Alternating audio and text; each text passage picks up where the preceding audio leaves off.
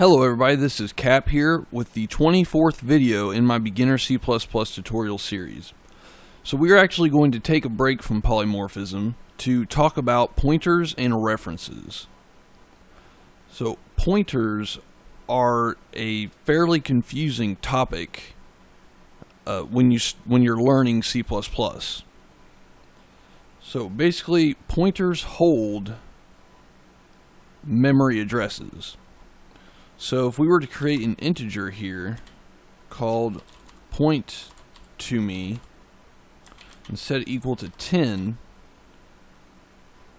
and come down here, we will make an actual pointer. So the way you make a pointer is similar to a variable. You declare what it will be pointing to, which in this case is an integer, and then we say an asterisk, and then the name of the pointer, which in this case is p.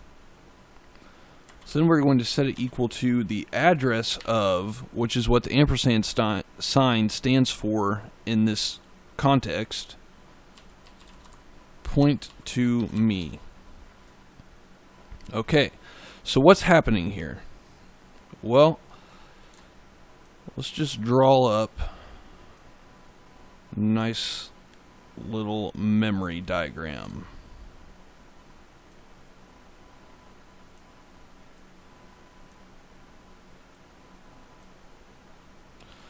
Okay, so let's say that this is where we are storing 10 at, and it has an address of 100. And this is where our pointer is.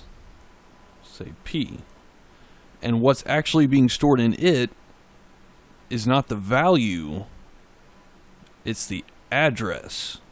So in here we actually have 100 because it is pointing to that address.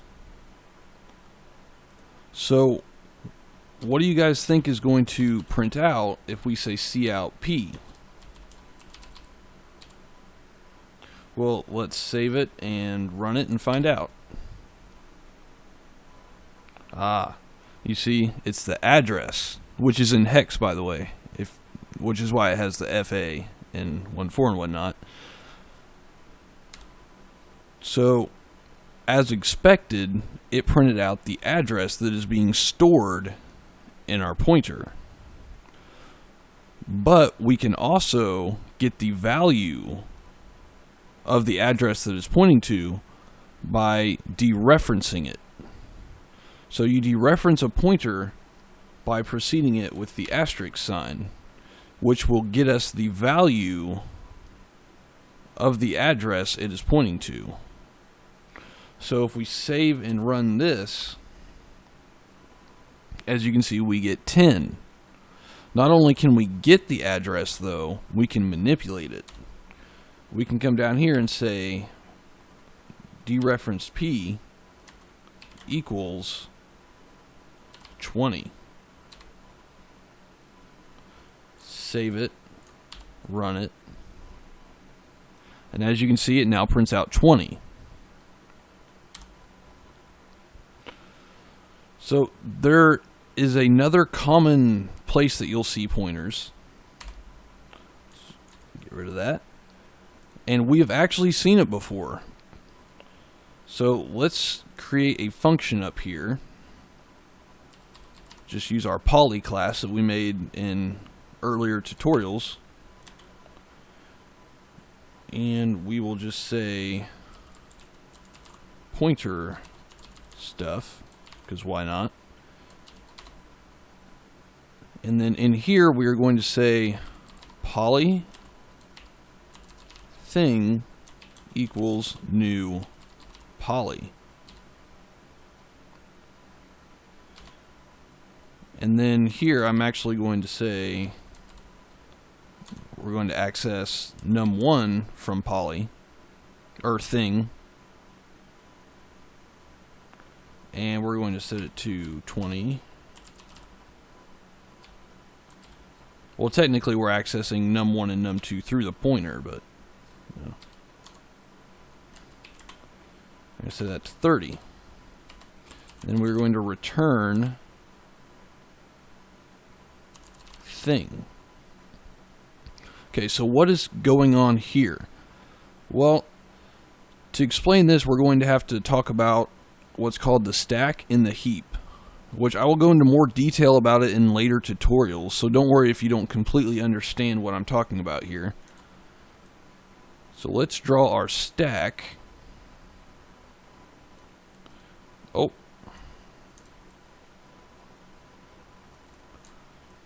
And then let's draw our heap.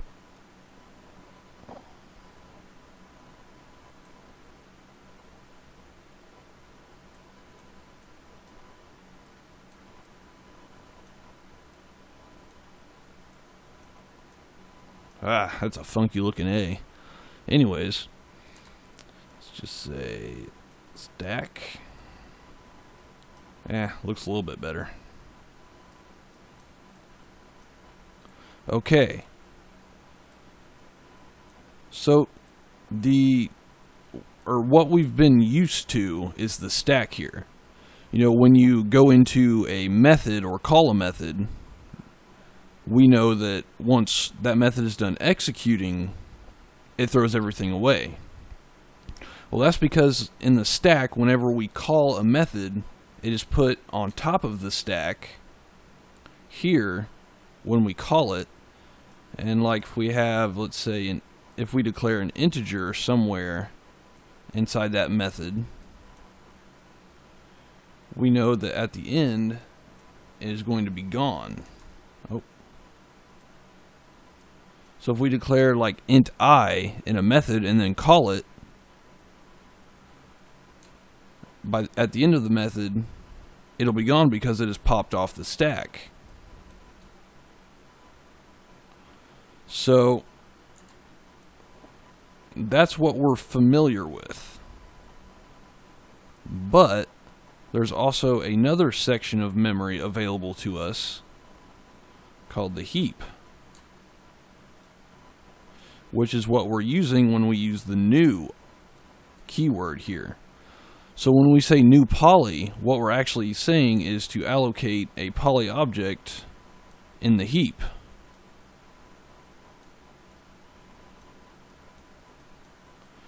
And then once we do that, what's returned to us is an address.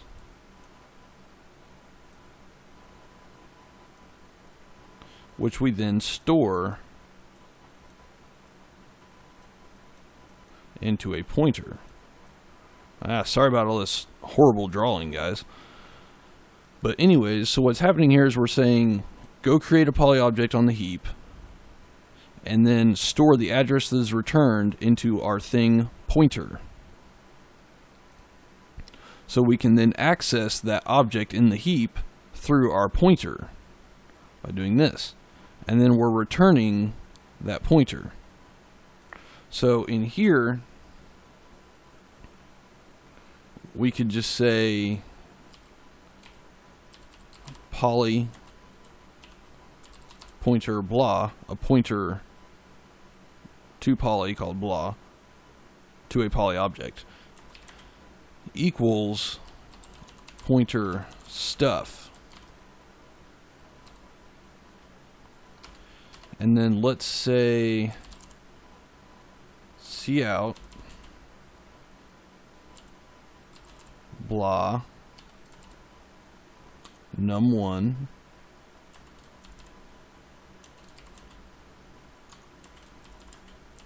and then blah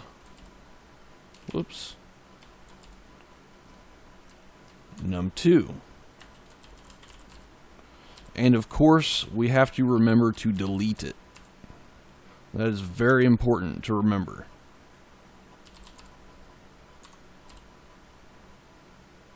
Okay, so if we save this and run it, as you can see, we created our poly object in this function here.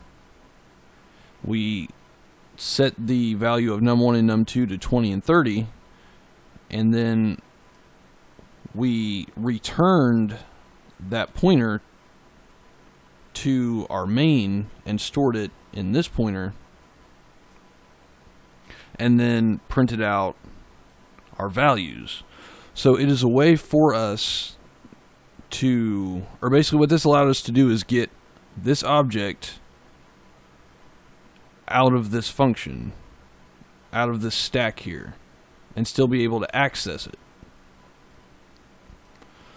So when you use this technique here, you really only want to use it when you want your object to outlive your method or function. But there's also some danger that comes with this. Because say we forget to delete this in here or when we're done and don't return it, well, what's going to happen is when our stack, when it's popped off the stack, what's actually being popped off is this pointer. So our pointer's gone, but our object remains. So now we have an object floating out in the heap and have no way to access it or get to it, to use it or delete it. So what we've created is what's called a memory leak, which of course, as you guys probably assume, is not a good thing. So that's something you really need to watch out for.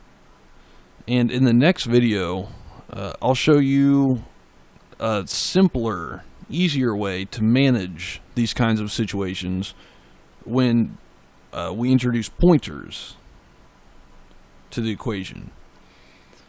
So if you guys like this video, let me know by hitting the like button. If you've seen a few of my videos and really like them, go ahead and subscribe.